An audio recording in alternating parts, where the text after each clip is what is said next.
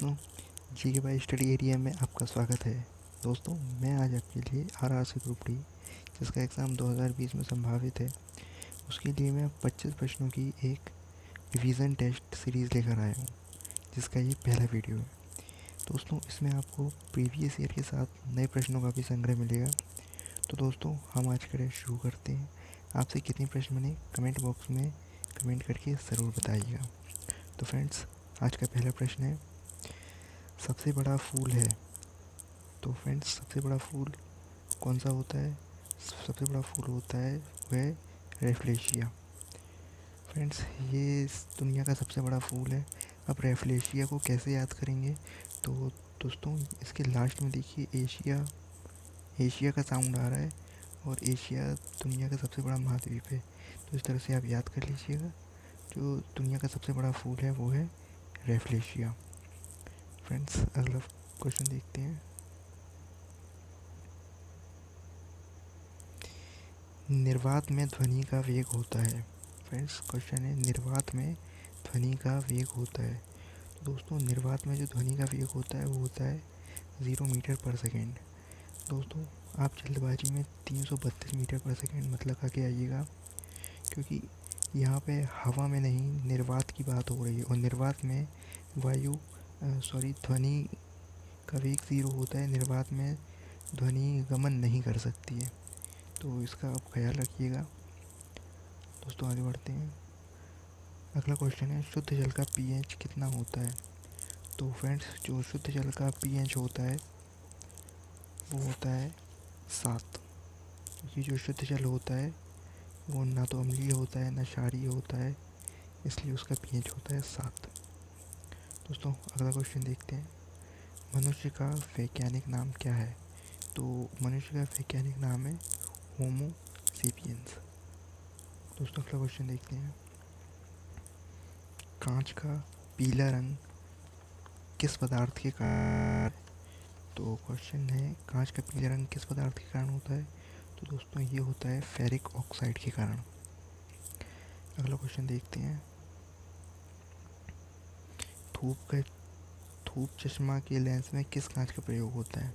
Friend, जो हम धूप से बचने के लिए गर्मियों में या फिर साधारण ही चश्मा लगाते हैं, वो किस उसमें कौन सा कांच प्रयोग होता है? तो दोस्तों, इसका आंसर है क्रुक्स कांच। क्रुक्स कांच का प्रयोग होता है धूप के चश्मा के लेंस में। अब दोस्तों, क्वेश्चन 7वां है, एक फेदम बराबर होता है। एक फेदम किसके बराबर होता है? तो एक फेदम दोस्तों बराबर होता है, वो होता है 6 फीट के। 6 फीट का एक फेदम होता है। अब अगला क्वेश्चन है, किस ताप पर सेल्सियस एवं फ़ारेनहाइट पैमाने का मान समान होता है? तो दोस्तों, इसका आंसर है -40 डिग्री सेल्सियस। -40 डिग्री सेल्सियस के ताप पर सेल्सियस और फ़ारेनहाइट पैमाने का तापमान समान होता है। अगला क्वेश्चन देखते हैं दोस्तों। लीची का खाने योग्य भाग है। तो लीची जो है दोस्तों, हम उसका एरिल भाग जो होता है वो खाते हैं। अगला क्वेश्चन है, सबसे छोटा फूल है। तो दोस्तों, जो सबसे छोटा फूल होता है वो होता है वोल्फिया का। वोल्फिया दुनिया का सबसे छोटा फूल होता है। अगला क्वेश्चन देखते हैं दोस्तों। मलेरिया रोग में शरीर का प्रभावित होने वाला अंग है। जब दोस्तों हमें मलेरिया होता है तो हमारे शरीर का कौन सा अंग प्रभावित होता है? वो होता है प्लीहा। दोस्तों, प्लीहा हमारे शरीर में मलेरिया में सबसे ज़्यादा प्रभावित होता है।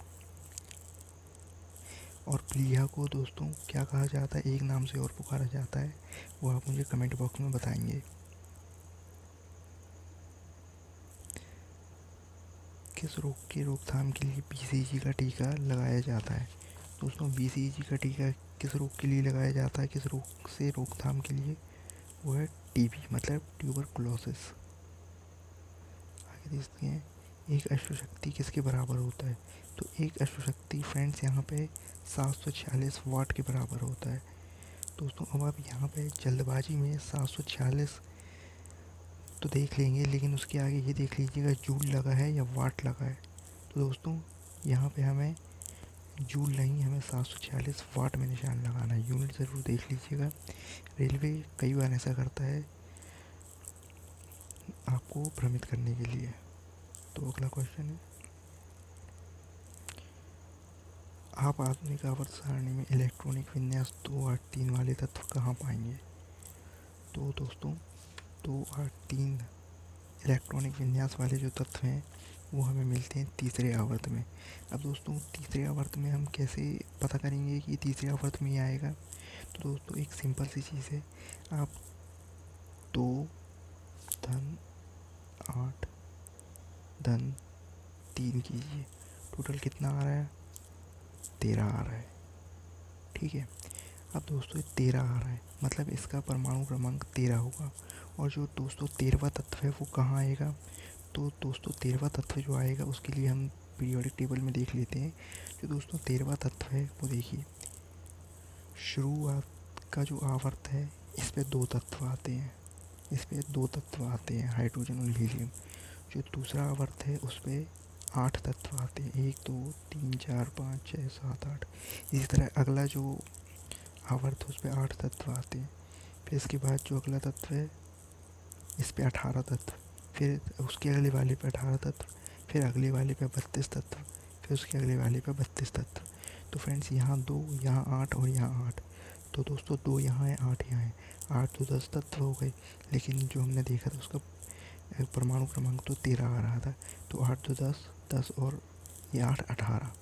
तो फ्रेंड्स इन 18 तत्वों के बीच में कहीं ना कहीं क्या कहते हैं 13वां तत्व आएगा। तो 8 तो 10 तो यहाँ हो गए, तो इन दोनों में तो आने से रहा, मतलब 13वां तत्व यहाँ पे आएगा। और देखिए 13वां तत्व ये है एल्यूमिनियम। तो दोस्तों इस तरह से आप अनुमान लगा सकते हैं। तो फ्रेंड्स हम अब अगला क्वेश्चन देखते हैं।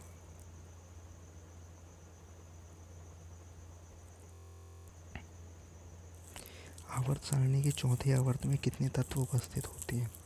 फ्रेंड्स आवर्त सारणी के चौथे आवर्त में कितने तत्व उपस्थित होते हैं? मैंने अभी बताया, पहले आवर्त में होते हैं 2, दूसरे आवर्त में होते हैं 8, तीसरे आवर्त में होते हैं फिर से 8, चौथे आवर्त में होते हैं 18, फिर पाँचवें आवर्त में होते हैं फिर से 18, छठवें आवर्त में होते हैं 32 और फिर से सातवें आवर्त में होते हैं 32। तो फ्रेंड्स हमें तो चौथे आवर्त में पूछा है, तो 2 8 18, तो चौथे आवर्त में कितने तत्व होते हैं फ्रेंड्स? 18 तत्व। तो ये हो गया फ्रेंड्स, इस तरह से आप अंदाज़ा लगा सकते हैं। यदि पूछता पाँचवें आवर्त में, तो पाँचवें आवर्त में भी 18 ही तत्व होते हैं। तो दोस्तों यदि वीडियो आपको पसंद आ रहा हो तो लाइक करना और चैनल को सब्सक्राइब करना मत भूलिएगा फ्रेंड्स। आगे बढ़ते हैं। पतंग का मांझा बनाने में किस तत्व का प्रयोग होता है? फ्रेंड्स ये सबसे नया क्वेश्चन है। पतंग का मांझा बनाने में जो होता है वो फास्फोरस का प्रयोग होता है। उसमें भी कौन सा फास्फोरस? लाल फास्फोरस का उपयोग होता है पतंग का मांझा बनाने में। फास्फोरस 3 प्रकार का होता है दोस्तों, एक होता है लाल फास्फोरस, एक होता है सफ़ेद फास्फोरस, एक होता है काला फास्फोरस।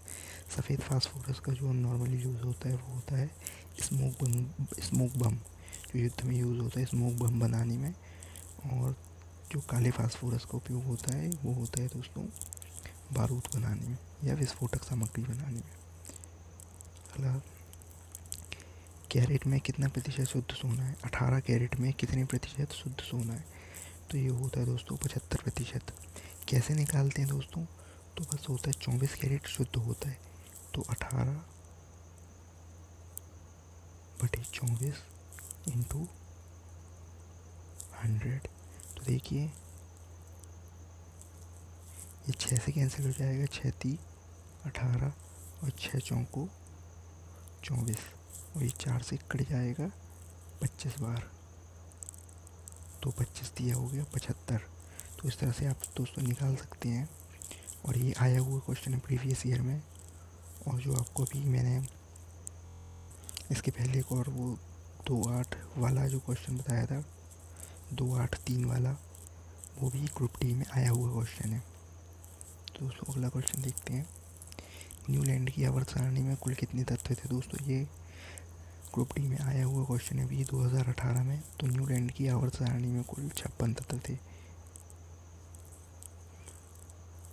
दोस्तों ये जो क्वेश्चन है ये बहुत मतलब एनसीईआरटी की बुक से पूछा गया क्वेश्चन है। ये क्वेश्चन आपको मोस्टली जीके की किसी बुक में नहीं। एनसीईआरटी ज़रूर पढ़ा करें, और मैंने एनसीईआरटी की कुछ वीडियोस भी डाली हैं बुक से रिलेटेड, उसके जो महत्वपूर्ण पॉइंट हैं उससे रिलेटेड कुछ वीडियोस भी डाली हैं, और उसके आगे भी मैं वो वीडियो और वीडियोस डालूँगा, तो आप उनको देखना मत भूलिएगा। अगला क्वेश्चन देखते हैं दोस्तों, जेट इंजन का आविष्कार किसने किया था? तो दोस्तों जो जेट इंजन का आविष्कार है वो किया था फ्रैंक व्हीटल ने। फ्रैंक व्हीटल इसका आंसर हो जाएगा। देखते हैं मलेरिया रिसर्च सेंटर कहाँ है। तो दोस्तों मलेरिया रिसर्च सेंटर है वो है दिल्ली में।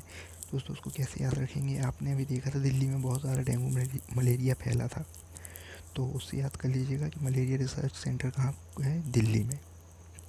दोस्तों अगला क्वेश्चन है अंगूर का उत्पादन संबंधित है। तो अंगूर का उत्पादन कहलाता है विटीकल्चर। दोस्तों अंगूर से बनती है वाइन, तो वाइन से याद रखिएगा विटीकल्चर।